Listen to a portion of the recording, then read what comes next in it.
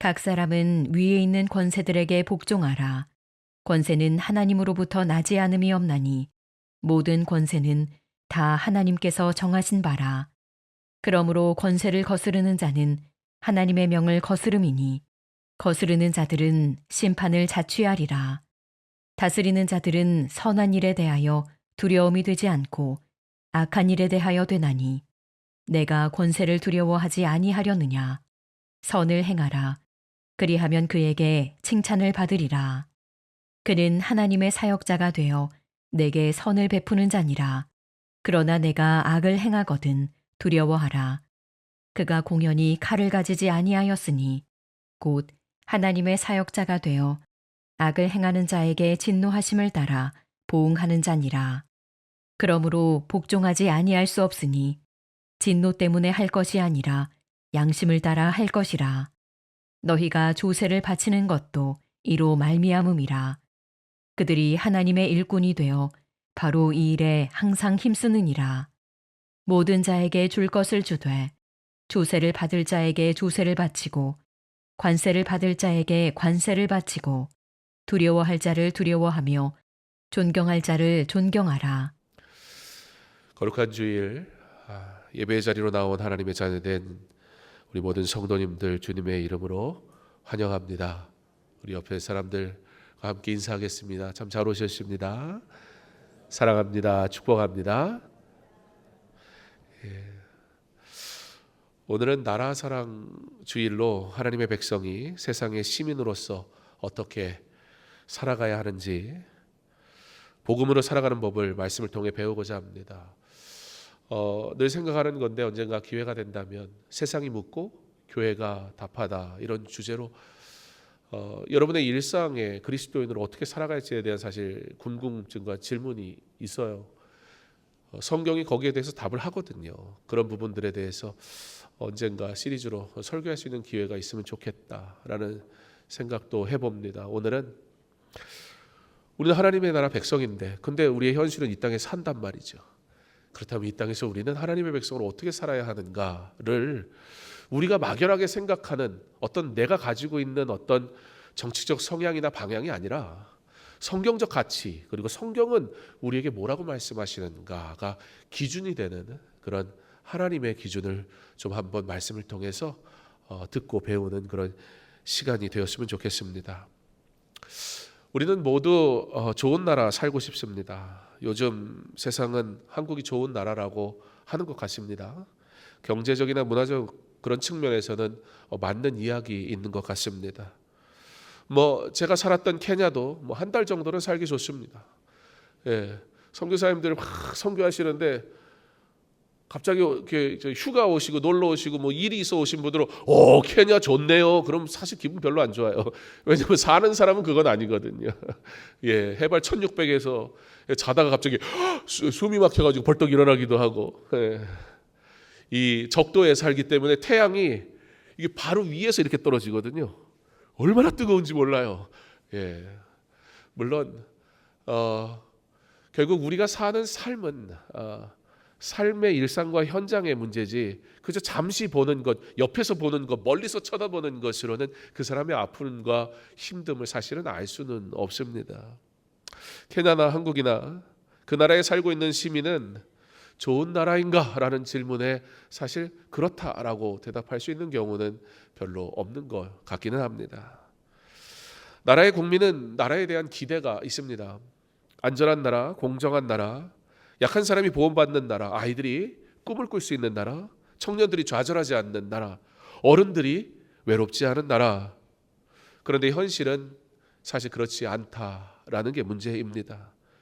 뉴스를 보면 온통 뉴스 보면 사실 이 나라 망할 것 같잖아요. 뉴스에서 좋은 이야기는 안 해줍니다. 왜요? 뉴스에서 좋은 얘기 하지만 시청률이 안 나와요. 안 봐요.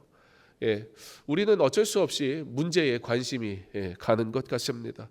즉 세상은 문제가 있다라는 것입니다. 정치를 보면 한숨이 나오고 아니 법은 공정해야 하는데 때로는 사람에 따라 적용이 다르게 되는 것 같아 보인단 말입니다. 세금은 내야 되지요. 세금을 냈는데 내 삶은 별로 달라진 게 없단 말입니다. 그래서 사람들은 말합니다. 나라가 나한테 도대체 해준 게 뭔데? 법대로 사는 사람, 그 사람 손해봐 라고 말한단 말입니다. 자, 세상의 질문이 이렇다면 성경은 뭐라고 말씀할까요? 성경은 이런 우리의 마음에 대해서 어떻게 말씀하고 계실까요?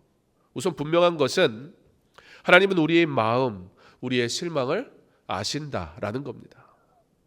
어떤 이들의 불공정 앞에서 느끼는 분노도 아시고요. 그렇기에 오늘 본문은 우리에게 이렇게 질문을 합니다. 하나님의 백성은 세상 나라 안에서 그렇다면 어떻게 살아야 하는가? 그리스도인은 국가를 어떻게 보아야 하는가? 여러분, 여러분이 이 나라를 어떤 시선으로 바라보고 계신가요? 여러분, 여러분의 세계관 속에서, 여러분의 가치관 속에서 나라를 바라보시잖아요. 그리고 아마 이 가운데는 정면으로 대치되는 시선을 가지고 있는 완전히 두 가지의 대척점에 있는 분들이 있을 겁니다. 말을 안 해서 그렇지 말했다가 싸움 날 수도 있어요.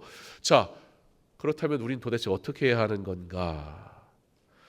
사실 우리가 이 질문을 과연 했는가라는 것부터 좀 시작할 필요가 있을 것 같습니다. 여러분, 하나님의 뜻대로 살기 원한다고 말해놓고 정작 세상의 일들에 대해서 하나님께 질문하며 살아가든가요?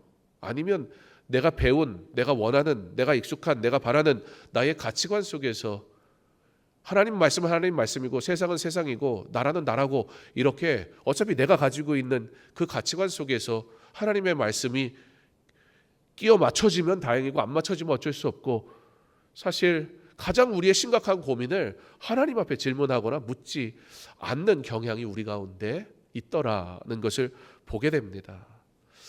오늘 말씀의 결론부터 말씀을 드리자면 이렇습니다. 하나님의 백성은 국가를 하나님처럼 섬기지 않는다. 그러나 하나님이 세우신 질서, 국가는 하나님이 세우신 질서이기 때문에 반드시 존중한다. 이것이 여러분과 오늘 나누고자 하는 말씀의 결론적이고 또 주제의 얘기입니다. 1절입니다. 각 사람은 위에 있는 권세들에게 복종하라. 권세는 하나님으로부터 나지 않음이 없나니 모든 권세는 다 하나님께서 정하신 바라. 여기서 바울은 각 사람이라고 말을 합니다. 헬라어로 파사 프시케, 직역을 하면 모든 영혼, 그런 뜻입니다.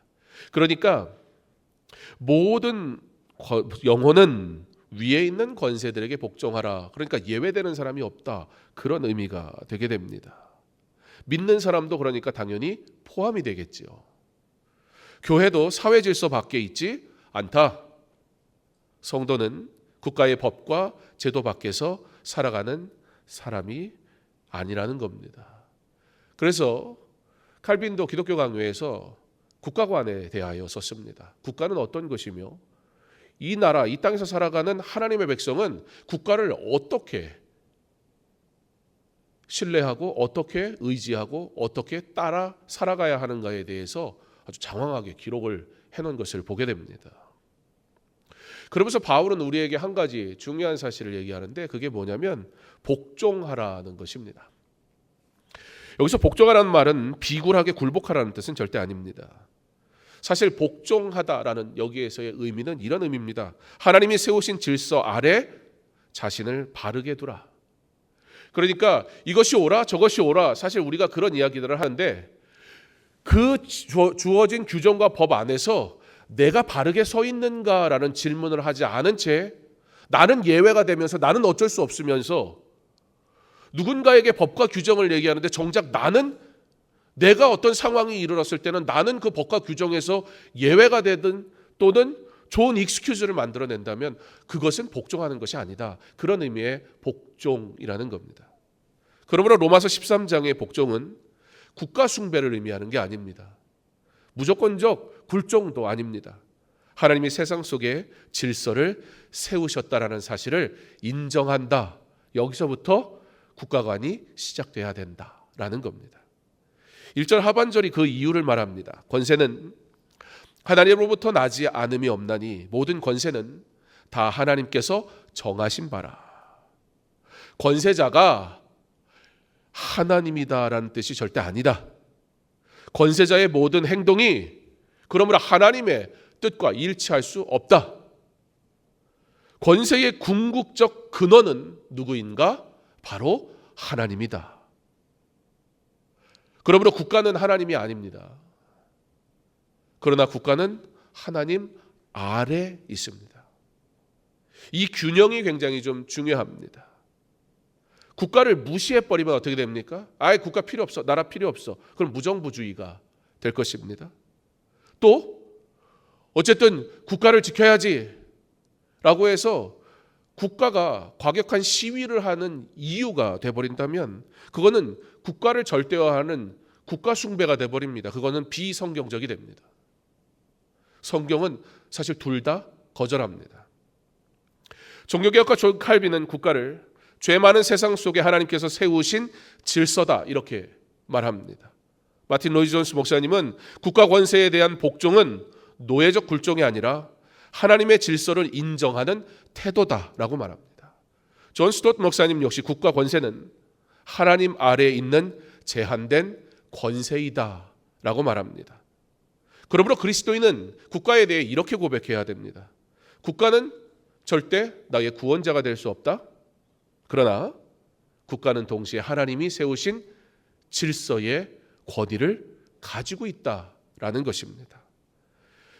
그럼 2절에 그러므로 권세를 거스르는 자는 하나님의 명을 거스름이니 거스르는 자들은 심판을 자취하리라. 이 말씀을 좀 우리가 지혜롭게 잘 들어야 합니다. 바울이 모든 비판을 지금 금지하고 있는 것은 아닙니다.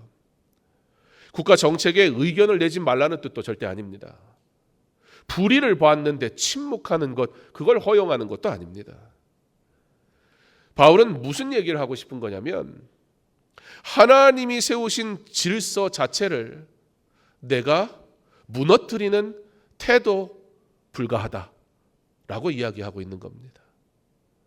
우리도 이런 마음 있지 않습니까? 뭐 나 하나쯤이야. 아니 솔직히 뭐 나 하나쯤도 아니고 다 그러고 살잖아. 이중장부 안 쓰는 사람 있어? 사업하면서? 뭐 이러면서 사실 그럴싸한 핑계들은 얼마든지 만들어냅니다. 실제 그런 걸 경험한 적이 있어요. 저희 아내가 학원을 경영했던 때가 있거든요. 학원을 하나를 하고 또 하나를 더 하게 됐습니다. 그러는데 이 학원 원장들 모임이 있는 거예요. 그래서 이제 모여야 된다니까 거기를 간 거예요. 그랬는데 뭐 학원도 큰 학원도 있고 뭐 다양한 학원이 있을 거 아닙니까? 근데 거기서 지금 내가 듣는 게 이게 실제인가 싶을 정도로 이중장부 쓰는 거를 자랑하고 있는 거예요.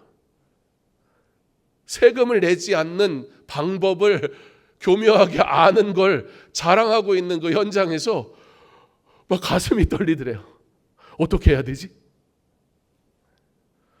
사실 법대로 하면 손해라는 말 은연중에 우리 하지 않습니까? 뭐만 하지 않으면 돼요? 걸리지만 않으면 돼요. 성경은 우리에게 말씀합니다. 성도의 시민 생활은 하나님 앞에서다. 운전할 때도 운전하는 자리야말로 내 공간이잖아요. 어제 운전하시면서 양보해 주셨습니까? 욕이 나왔습니까?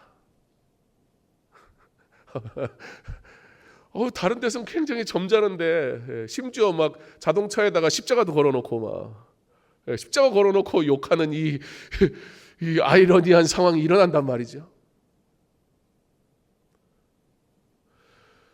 복종한다는 것은 그 법 안에서 내 자신, 내 태도를 돌아본다 그런 뜻이에요. 성도의 시민 생활은 그러므로 모든 권세의 근원이신 하나님 앞에서 출발하게 됩니다. 이게 되지 않으니까 비판이 가능하고 비난이 가능하고 편견이 가능하고 참견이 가능해지는 거예요. 왜요? 나를 빼고 이야기는 얼마든지 할 수 있어요. 근데 거기에 내가 들어가는 순간 한없이 너그러워지기 시작할 겁니다. 그것도 안 된다는 거예요. 운전할 때도 하나님 앞에서, 세금을 낼 때도 하나님 앞에서, 댓글을 달 때도 하나님 앞에서, 투표할 때도 하나님 앞에서. 그리스도인은 교회 안에서만 하나님의 백성이 아닙니다. 세상 속에서 하나님의 백성입니다. 그래서 2절은 우리의 마음을 콕 찌릅니다. 국가를 우상으로 섬기지 말라. 동시에 하나님이 세우신 질서를 가볍게 여기지도 말라. 3절과 4절입니다. 다스리는 자들은 선한 일에 대하여 두려움이 되지 않고 악한 일에 대하여 되나니 그는 하나님의 사역자가 되어 내게 선을 베푸는 자라. 바울은 국가의 목적을 이렇게 설명을 합니다. 하나님의 사역자. 국가는 선한 일을 하는 사람에게 두려움이 되어서는 절대 안 됩니다. 악한 일을 하는 사람에게는 근데 동시에 두려워야 하는 거예요.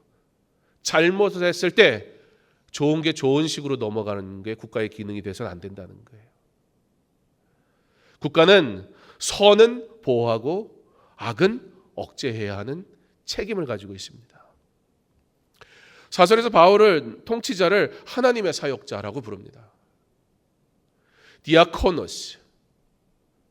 이 하나님의 사역자라는 말이, 하나님의 사역자 그러니까 뭔가 굉장히 거창해 보이지만 사실 이 디아코노스라는 단어, 섬김자라는 뜻입니다. 통치자의 모든 결정이 옳다는 뜻이 결코 아닙니다. 이 섬김자, 이 직분의 목적은 섬김에 있다라고 말하고 있습니다. 권력은 군림하라고 주어진 것이 아니라 섬기라고 준 것이다. 백성을 억압하라고 주신 것이 아니라 백성을 보호하라고 주신 것이다. 그러면서 이렇게 말합니다. 그가 공연히 칼을 가지지 아니하였으니, 칼은 공권력과 형벌을 뜻합니다. 국가는 악을 막기 위한 제한된 권한을 부여받았기에 칼이라는 것을 들고 있습니다. 사적 복수가 아니라 공적 정의를 위해 칼을 받았습니다. 그런데 문제가 뭡니까? 현실 국가는 실패할 수 있다. 사람이 하기 때문에. 권력은 부패할 수 있다. 이게 문제죠. 법은 얼마든지 왜곡될 수 있습니다. 정의는 적당히 지연시키기도 합니다. 그런 가운데 약자는 외면당합니다. 그래서 우리는 실망합니다. 분노합니다. 상처를 받습니다. 성도님들 가운데 이렇게 말씀하시는 것을 아마 들어본 적 있을 겁니다. 뉴스를 보면 기도가 안 나와요. 화가 나요, 화가. 아니, 이 사람은 이렇게 말하는데 똑같은 얘기 저 사람은 저렇게 얘기해요. 누구 말이 맞는지 모르겠어요. 다 자기 편 이야기만 하던데요. 우리 마음도 그렇지 않습니까? 명절에 절대 하면 안 되는 이야기가 뭐예요? 정치 이야기. 교회 안에서도 말 한마디가 굉장히 조심스럽습니다. 사실 우리는 분열에 지쳐 있습니다. 편 가르기에 지쳐 있습니다. 성경은 오늘 우리에게 이렇게 말씀하시는 거예요. 분노에 머물러 있지 말라고. 냉소에만 머물지 말라고. 나라가 하나님의 사역자로 바로 서도록 기도하라고. 이것이 우리가 나라를 위해 기도해야 할 이유입니다. 그리스도인은 나라를 사랑합니다. 하지만 맹목적으로 사랑하지 않습니다. 하나님의 기준으로 사랑합니다. 국가가 선을 보호할 때 존중합니다. 국가가 악을 억제할 때 협력합니다. 그러나 국가가 불의를 행할 때 우리는 침묵하지 않습니다. 다만 침묵하지 않는다 하여 그것이 미움이 돼서는 안 됩니다. 비판은 미움에서 나오면 안 됩니다. 비판할 일이 있거든 먼저 내 마음을 다스려야 합니다. 그렇지 않으면 정의로운 비판도 필터링 되지 않은 나의 미움이라는 마음을 통해 정의는 사라지고 비난만 남게 됩니다. 우리의 목소리는 분노의 배설이 되면 안 됩니다. 복음의 성품을 잃지 않는 비판이 필요합니다. 5절에 그러므로 복종하지 아니할 수 없나니 진노 때문에 할 것이 아니라 양심을 따라 할 것이라. 성도는 벌이 무서워서 순종하는 사람이 아닙니다. 그러나 더 깊은 이유가 있습니다. 양심을 따라. 여기서 양심이라는 것은 단순히 착한 마음 그런 거 아닙니다. 하나님 앞에서 깨어있는 마음, 양심은 하나님이 주시는 겁니다. 그러므로 우리의 양심은 하나님 앞에서 깨어있는가로부터 시작합니다. 그래서 성도는 묻습니다. 지금 나는 사람을 보는 것보다 하나님을 바라보고 있는가? 걸리냐 안 걸리냐의 문제가 아니라 이것이 하나님 앞에서 과연 옳은가? 이것이 하나님의 백성인 성도가 이 땅의 시민으로 살아가는 윤리입니다. 6절과 7절은 그러면서 굉장히 성경에 이런 얘기도 있어?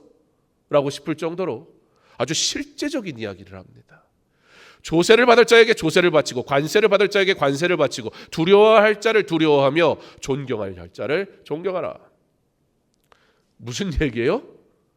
세금 내래요. 관세를 내래요.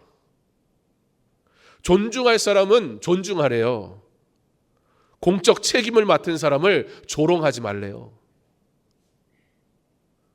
이게 신앙과 관계 있는 건가? 성경에 있는 얘기니까 관계 있는 얘기죠. 내 신앙 맞습니다. 우리는 신앙을 교회 안으로만 좁힐 때가 있습니다.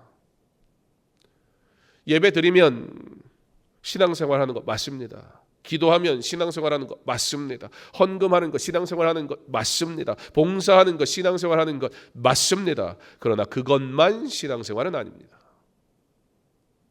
정직하게 세금 내는 것도 신앙생활입니다. 법을 지키는 것도 신앙생활입니다. 공공장소에서 다른 사람을 배려하는 것도 신앙생활입니다. 내 생각과 다른 사람을 함부로 미워하지 않는 것도 신앙생활입니다. 하나님의 백성은 예배당 안에서만 하나님의 백성이 아니라 가정에서도 직장에서도 걸어다니는 길거리에서도 그리고 온라인에서 익명성을 보장받아 아무 말이나 할 수 있는 자유함이 주어진 그 온라인에서도 우리는 하나님의 백성이어야 합니다. 그러나 이 모든 말들 앞에 전제될 것이 있습니다. 최종 충성의 경계선. 우리의 최종 충성은 하나님께 있어야 합니다. 로마서 13장은 국가에 무조건 복종해라 그런 얘기가 아닙니다. 국가는 하나님이 아닙니다. 권세가 하나님께로부터 왔다고 해서 권세자의 모든 행동이 하나님의 뜻도 아닙니다. 성경 전체는 분명히 말합니다. 사도행전 5장 29절에 사람보다 하나님께 순종하는 것이 마땅하니라 말씀합니다. 국가가 하나님께서 명하신 것을 금할 때, 국가가 하나님께서 금하신 것을 명할 때 그리스도인은 순종할 수 없습니다. 아무리 인권을 얘기하고 평등을 얘기해도 성경이 죄라 하면 성경이 우선이 되는 것이지 신앙을 사랑이라는 이름으로 말씀과 충돌하는 거잖아요. 말씀을 갖다 쓰는데 말씀과 충돌하는 거잖아요. 말씀이 아니라 하는 것에는 아니라 말하는 것이지 다른 이유를 갖다 댈 어떤 근거도 존재하지 않는다. 최종 충성의 경계선이 있어야 합니다. 다니엘은 왕의 명령보다 하나님께 기도했습니다. 사도들은 복음 전파를 금지한 로마 권세 앞에서 복음을 전했습니다. 히브리 산파들은 애굽 왕이 아기를 죽이라는 명령이 있었으나 하나님을 두려워하여 생명을 살렸습니다. 이런 것은 자기 고집이 아닙니다. 정치적 분노도 아닙니다. 내 편을 위한 싸움도 아닙니다. 그러나 하나님께 대한 순종입니다. 존 스tott 목사님은 국가가 하나님께 불순종하라고 요구할 때 그리스도인의 의무는 국가에 순종하는 것이 아니라 하나님께 순종하는 것이라고 말했습니다. 종교개혁가 존 칼빈은 개인의 감정적 반란은 경계했습니다. 그러나 하위 권세자들이 폭정을 막고 백성을 보호할 책임이 있다. 힘을 가진 권세자가 불의하게 행동할 때 그 밑에 있는 사람들은 지시를 받는 자라 할지라도 그 최종 권위에 대해 불의할 의무가 있다라는 얘기입니다. 마틴 로이 존스 목사님은 교회와 국가를 혼동하지 말라고 했습니다. 교회는 정권의 도구가 아닙니다. 그러므로 목사는 정치하지 않습니다. 정당을 만들지도 않습니다. 이것이 개혁주의 신학입니다. 국가도 교회의 주인이 될 수 없습니다. 그러므로 성도는 이렇게 살아야 합니다. 국가는 존중하지만 예배하지 않는다. 법은 지키지만 하나님의 말씀보다 높이지 않는다. 지도자를 위해 기도하지만 지도자를 그 이상으로 모시지 않는다. 우리의 왕은 예수 그리스도뿐이다. 사랑하는 성도 여러분, 우리는 이 말씀 앞에서 두 가지로 무너지기 쉽습니다. 하나는 냉소입니다. 다 소용없어. 이 나라가 그런다고 바뀌겠어? 정직하게 살아봤자 손해야. 또 다른 하나는 분노입니다. 저 사람들은 다 틀렸어. 내 편이 아니면 적이야. 그런데 복음은 우리에게 냉소도 아니고 분노도 아니라고 말씀합니다. 예수님이 이 땅에 오셨을 때 이 땅은 어땠습니까? 세상은 정의롭지 않았습니다. 로마 제국은 공정하지도 않았습니다. 헤롯은 잔인했습니다. 종교 지도자들은 위선적이었습니다. 재판은 불의했습니다. 누구보다 예수님이 가장 불의한 재판을 받으셨습니다. 죄 없으신 분이 죄인으로 정죄 받으셨습니다. 하나님의 아들이 세상의 권세에 의해 십자가에 못 박혔습니다. 그러나 하나님은 그 십자가에서 가장 큰 구원을 이루셨습니다.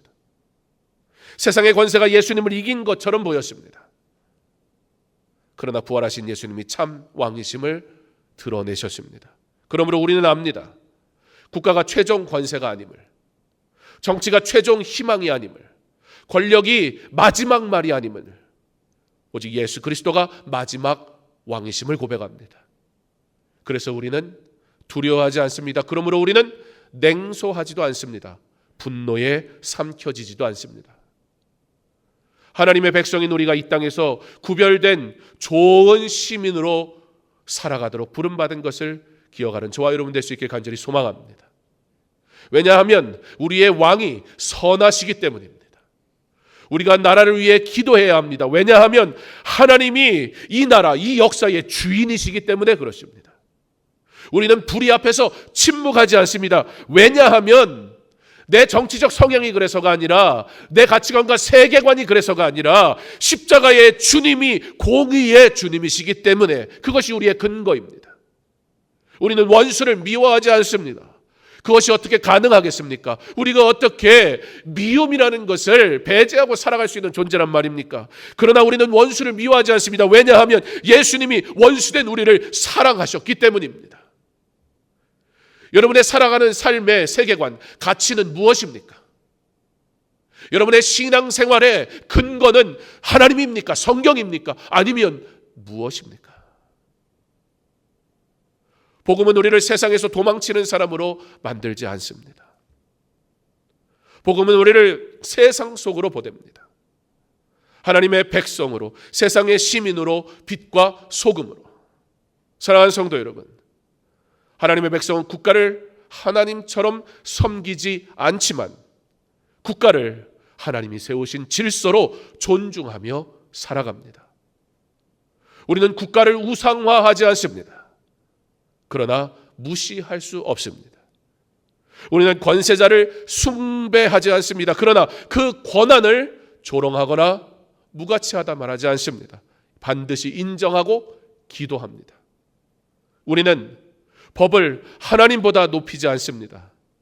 그러나 그렇다요, 나는 하나님을 믿는 사람이야 라고 하면서 이 세상의 법을 무시하며 사는 것은 성경적 가치관이 아닙니다. 오히려 양심을 따라 질서를 더 잘 지킵니다. 우리는 세상 나라에 최종 소망을 두지 않습니다. 그러나 하나님이 내게 허락하신 이 나라를 사랑합니다. 이번 한 주 우리 이렇게 살아보면 좋겠습니다. 또 뉴스를 틀면 욕이 나오려고 할 때, 비판하고 판단하고 싶을 때 먼저 이 나라를 위해, 여러분 뉴스가 기도하기 딱 좋은 시간이잖아요. 기도 말고는 위로가 안 되잖아요. 뉴스 보고 똑같이 욕하지 말고 하나님이 나를 긍휼히 여겨 주옵소서. 기도하는 시간이 되었으면 좋겠습니다. 정치 이야기 안 할 수 없죠? 하시지 말라는 거 아니에요. 교회에서는 하지 마세요.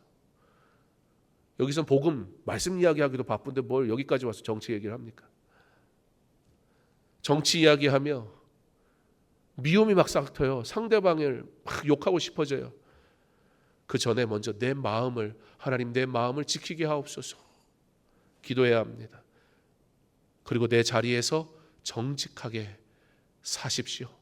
복종은 주어진 질서 앞에 내가 바르게 서 있는가를 바라보는 태도라 했습니다. 작은 질서부터 지키면 됩니다. 초록불 뜨면 건너세요. 그냥 막 가지 말고 약한 사람을 돌아보십시오. 그리고 이 나라를 위해 기도하십시오. 무엇보다 기억하기 원합니다. 오늘 말씀은 우리에게 굉장히 중요한 사실을 분명하게 말씀해 줍니다. 우리의 왕은 예수 그리스도이십니다. 그분은 불의한 세상 속에서 십자가를 지셨고 죽음을 이기고 부활하셨습니다. 그리고 지금도 온 세상을 다스리십니다. 그리고 주님의 때에 완전한 하나님의 나라를 이루실 것입니다. 그러므로 우리 이 땅에 살아가며 낙심하거나 절망하지 않았으면 좋겠습니다. 무엇보다 분노에 사로잡히지 않기를 바랍니다. 냉소하는 자, 여러분 그것도 습관이 되어버립니다. 그러지 않아야 합니다. 하나님의 백성답게, 세상의 시민답게 복음 안에서 책임 있게 살아가기 원합니다. 교회가 이 땅에 유일한 소망이지 않습니까? 교회가 이 땅에 유일한 소망이 되게 하시기를 기도하며 우리가 세상을 향해 소망의 주님을 증거하는 교회 되게 하시기를 나라사라 주행을 통해 오늘 다시 복종, 하나님의 법 앞에 나의 태도를 점검하고 하나님의 백성답게 그의 영광을 위해 살아가기로 결단하는, 하나님께 영광 돌리는 은혜의 삶을 사는 저 여러분 될 수 있기를 주님의 이름으로 축원합니다.